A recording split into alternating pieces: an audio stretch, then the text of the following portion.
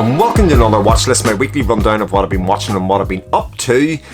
And we're going to talk about 5 films this week that, well, I'm hoping I might save you a bit of money. That's what I'm kind of hoping for here, because we've got 5 films to talk about, and 5 films that are flawed in some way, shape or form. But I also think there's something interesting in each and every single one of them. Let's start off with the recent Eureka release, and that is Wild Search, a film by Ringo Lam that stars Chow Yun-fat, and like I say, just come out from Eureka Classics at the moment, and it's essentially a film that I would have known Chow Yun-fat to be famous for, which is an action film. He stars as a detective who is brought in to investigate the death of a young woman who has been killed in a police operation that he was involved in over arms dealing. As part of that killing that's there's a very young girl, child, that is left at the scene, kind of over her dead mother's body. And he becomes involved in, current's too strong a word, but the custody of this child, in that their mother's taken away. He goes to try and find the other members of the family. There's a grandfather and a sister, and he goes to find them to kind of hand over responsibility for this child from him, and because there's this kind of interim period where he hasn't got the new family etc yet, he tries to gain the trust of the child, and you know, calls himself Uncle Meow Meow etc to get him in. So you have this sinister side, which is the darkness of the, you know, the arms dealing and the shady nature of operations in Hong Kong at the time, and then you have the other side of the grandfather and the sister, and his burgeoning relationship, Chow Yun-fat's burgeoning relationship with his sister, who, it's revealed about halfway through the movie, has a husband that's very much in the scene. And it creates this kind of weird thing in the middle where you have this action set pieces with lots of car chases, shootout scenes, and then it stalls for about 25 minutes in the middle of it where you really investigate a romance. And I think ultimately the film becomes much more of a romance than it does become an action film, even though it ends obviously in an action sequence. It might sound that I'm ratting on the film a little bit and that I did not enjoy it, but I really did. I enjoyed it quite a lot, as it turned out. It just kind of just didn't sit right the way through. I mean, one of those classic things of, you know, you think you're going to watch a certain type of movie, and then it morphs into something else that kind of seems a bit morally questionable. And at one point, although that's kind of resolved. Because on the side, you're told, as a kind of throwaway bit, that Chow Yun-fat's wife and kid were already killed before the start of the film. So he's left with this kind of baggage, but it's not really explored in any kind of way. And I think if we had spent a bit more time doing that and talk about the effect that it had on him, it would have actually made everything pull it together an awful lot quicker and easier. But that is Wild Search, another lovely release. And I did see somebody point out this, it might have been Fanatical Dragon, that this artwork's lovely, right? But they don't have like to reuse it. Look at this. It's the same image in the disc and I don't know. But yeah, an interesting booklet and release as well. It has the obligatory obligatory commentary by Frank Jeng, which I haven't got delving into yet, but I have enjoyed all those that I've heard so far. And the booklet with the writing by David West here, I really did enjoy for delving into both Ringo Lam and then some of Chow Yun-fat's relationship with him around that time. So that's our first release, and that is Wild Search. Second film up is from a, well, I would say recent, but it's not that recent anymore. They came from the Swamp box set by Arrow, the films of William Greffy, who was an independent filmmaker in the Everglades, or in Florida. And it's what's been called provincial horror or provincial filmmaking. These films from the early to mid 60s. And the first one that I'm going to talk about, which is the best one that I've seen of the set so far, is The Sting of Death. And The Sting of Death, there's also Death Curse of Tartu. It tells a story of a biological research lab set in Florida in the Everglades. And, you know, a young group of people come to investigate or spend some time with the daughter of one of the lead scientists in it. And, you know, people start dying and getting taken away and abducted with what looked like jellyfish stings. And, you know, I'll start right out of the bat. It's a really cheaply made film. There's no getting away from that. But I think that's one of the things that makes it most charming and interesting, especially as somebody that likes to see interest in cinema. Because it's very clear there was no budget for this film at all. Especially when you look at costumes and things of the bad guys, it's kind of that old rubber suit, fursuit, whatever kind of thing you want to do. I mean, there's nobody going to look at this and go, this is incredibly believable. But if you do your suspension of disbelief, look at the story for what it is. Look at some of the poor props. Look at some of the bad face makeup, etc. that are there. I had a film that I quite enjoyed. In fact, really enjoyed for a lot of part of it. It is what it is. You know, it's not something that I'm going to sit down and study in great depth. Afterwards, there's not an awful lot to talk about because it kind of goes the places that you think it's going to go, even if everybody looks a bit Brady Bunch for my liking. But it has some good bits. I mean, the jellyfish dance alone is worth the price of admission. It's awesome for how weird and wonderful it is. It's in there, but it gives you a pretty good sense of what the rest of the features are in that box set. And I have to say, I mean, the next film that's in this disc is Death Curse of Tartu. I've seen a couple of the films on the next bit. And they're not great. But I've sort of enjoyed all of them. I mean, Death Curse of Tartu is, if you think Sting of Death's low budget, I mean, Death Curse of Tartu must be made for about 25 quid. That's a joke, obviously, because film stock costs more than that, but you get the idea. It looks like it had no budget made, that they had basically 2 locations or 3 locations, and they kind of created what they could out of that to make it. I think it's quite interesting in that regard, but this is a box set that I've really quite enjoyed, and I know it's definitely not everybody's cup of tea. It was quite expensive. I got it for a bit cheaper, which does help, no doubt, but, you know, it is very much a representation of people with very little budget but wanted to make stories, interesting stories, or stories that are in genre films that they like to watch, and that's pretty much what Sting of Death is. And like I say, something I have enjoyed quite a bit of. Next up, I'm going to talk about a second sight release, one that's maybe a bit old at this stage, but it is Upgrade, which stars Tom Hardy wannabe Logan Marshall Green. And where to start with Upgrade? Upgrade tells a story, what seems to be of a woman who's massacred with her husband beside her. She's murdered. He's left paralysed after a AI-controlled car that she seems to be responsible for working on goes haywire and is taken over, and they're taken to another side part of town where technology, they lose control of it. And, you know, Logan Marshall Green is kind of just thinking, well, what is life now? He's paralysed, he's in a wheelchair, he's nothing going for him. Until he's offered the opportunity to, you know, take control of himself and give over his bodily functions to a computer chip called STEM.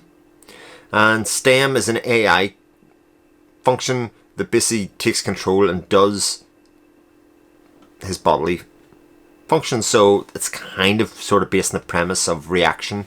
When you make conscious thought, I can move my arms this way, that way, but sometimes I have reflex actions where the body just takes control of the situation itself, you know, to save yourself from danger.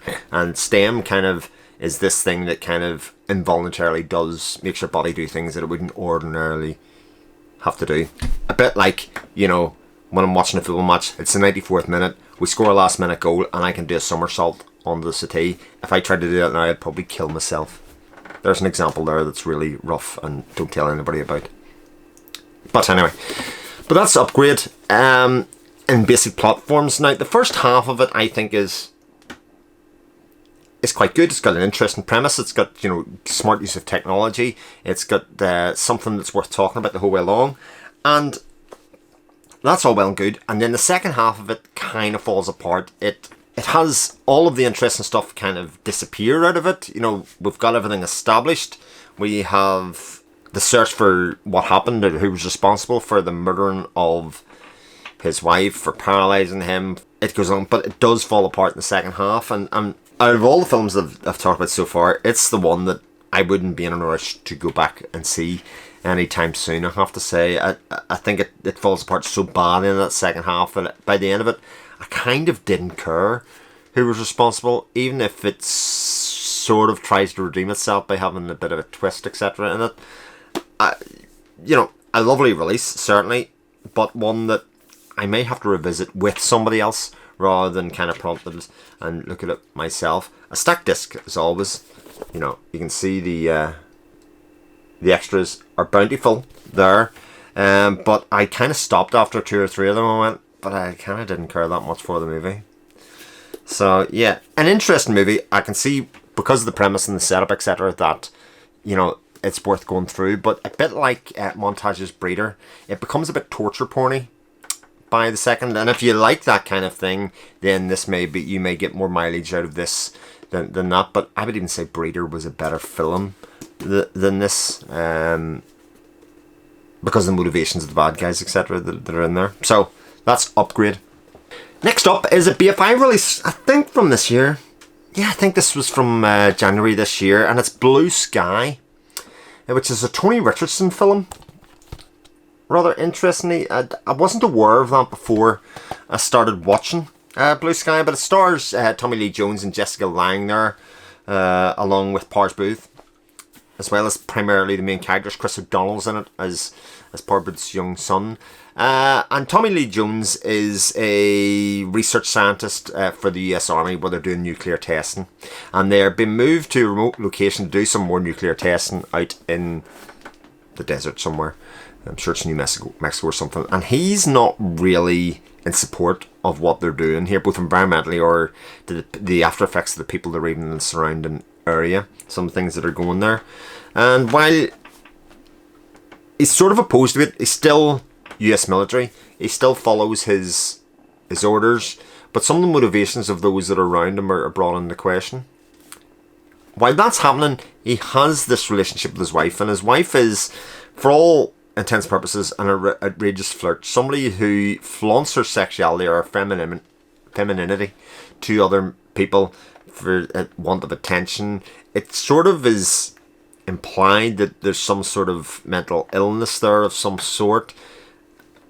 I think that weakens it, that perspective, if you think about it too much, but I think it's very much she likes the attention, or she celebrates that part of her personality. And while she may consider it quite innocent, some of the other male characters in there sort of want to objectify her for it. And that creates some problems, obviously, with Tommy Lee Jones. Now, Pars Booth is his rank and superior, and he's all for the testing, and he also has designs on spending some time alone with his wife. And again, a bit like Wild Search, you have this film that is one thing, the romance or the relationship part of it comes into it, and you get this kind of button head in the middle of the film, doesn't know what to do. It kind of does what most films do, and that's like, right, park that. Completely park that bit till we investigate this. Now, what I will say is, it works an awful lot better in Blue Sky than in Wild Search, because they actually do some narrative things with the story, with Tommy Lee Jones, with Pars Booth, and with Jessica Lange, and with Chris O'Donnell, and looking at how power corrupts and pulling it all together. So, like I say, I do think this works better narratively. I think it's not quite as enjoyable to watch as Wild Search as it goes, but something that I did enjoy, and like, again, the kind of thing that BFI put out, they support it with some documentaries, etc., on nuclear testing and nuclear proliferation. Jesus, that was hard to say, to back up this release. It's one that I enjoyed quite a lot. Make no bones about it, BFI's output is some of the most intellectually stimulating stuff that I get to see all year. I know Criterion have that title a lot of times, but BFI fill that hole away more, maybe from a British perspective, because a lot of the extras, etc., are based around, post-war Britain, that kind of stuff like that I can relate to and know a bit more about to explore. But yeah, Blue Sky is a film that I really did quite enjoy. Again, might be one that people want to rent. And last up is the Eureka Classics release from last year, probably. I think so, might have been early this year, but it is Mindwarp. Now, Mindwarp. It's the old Letterboxd 2.6 review. Let's set it up. If you've watched The Matrix, a lot of the ideas that are in Mindwarp will be familiar. It's people that are living plugged in to a network of sorts to live out their life because there's been a dystopian disaster in life. So people are underground or buried, and they are plugged in and living out their existence kind of virtually. Kind of don't know the difference of what's happening, but the young lady who sees this and knows about this and wants to get out and see what is actually wrong in the real world. Her father had disappeared a while ago and was never seen and heard from again, presumed dead. I wonder. And she wants to get out and unplug herself from the Matrix, so to speak. And she comes topside, and sure enough, there is a dystopian nightmare above ground where there is quite high levels of radiation there. And what you have is, well, it's what becomes a bit of a Hell Comes to Frogtown, which is a film that I really do not like. But you get a similar thing here, where it's kind of the nuclear fallout, etc., is causing people who live in it to go a bit crazy. But she meets a character that seems to live in the outsides of society and the fringes of society, and where it kind of appears to be the kind of Obi-Wan Kenobi character from A New Hope. He's got the big hood. He's aloof, he lives in the edge, but it's played by Bruce Campbell. And Bruce Campbell has got a companion now. He's got somebody else that is an attractive female that he can have a relationship with, etc. And they go about trying to basically see if they can solve this world or survive long enough to have an existence or whatever that is there. And he's trying to teach her about this society and the outside, and she's left to wonder whether this was all worth leaving the serene, controlled environment of what would have been The Matrix. And the film, in Hell Comes to Frogtown kind of sense, kind of falls apart in what it does after that, because it's like a sci-fi film. It's full of ideas, full of interesting ideas, and when it comes to the execution of it, either the budget doesn't reach there, or there's not enough interesting or novel ways to really put that together. In fact, you know, Matrix kind of preempted some of this because it needed something else. It had the One, it had the Prophecy, it had some of the cool other things that it could tack on to the side to kind of build out this premise. And Mindwarp doesn't succeed in doing it anywhere near as well as The Matrix does. But it's still a sci-fi film. And because it's a sci-fi film, and because it's the most interesting genre there is to me, I will forgive it many horrific crimes. I'm kind of say I enjoyed watching it. I couldn't turn around and tell you it's an amazing film. It's, you know, one that you must see. But it's something that I quite enjoyed. And, you know, if I block out 20 minutes of the film from my memory, it can get even better, because there are bits of it that are just, I just don't care for or understand. Maybe I just need to watch it again, but I'll save that for, you know, coming more around October time, when I have something that, well, pertains to be really a sci-fi horror film, and an interesting release from Eureka. And I'll just continue to pick these up, because, like I say, one of the things that I realised after watching this and another maybe more serious 2.5 star, 3-star movie, is that the cult film was way more interesting ultimately, because it started off with ideas and interests, and even how they try and make the film, given a limited budget, etc., is way more interesting to watch as somebody who's a film fan or somebody that likes cinema. So yeah, interesting watch for me, but that is Mindwarp. So, 5 films this week, all with something slightly, you know, that stops it from being maybe the best version of itself, but also that I'm glad that I watched each of these films, even upgrade. If you've seen any of the films, please let me know down in the comments, and we can have a discussion, because, like I say, with them being interesting, then they bear out discussion. And if you've made it this far, thank you for taking the time to watch the video. Take care, and I'll speak to you soon.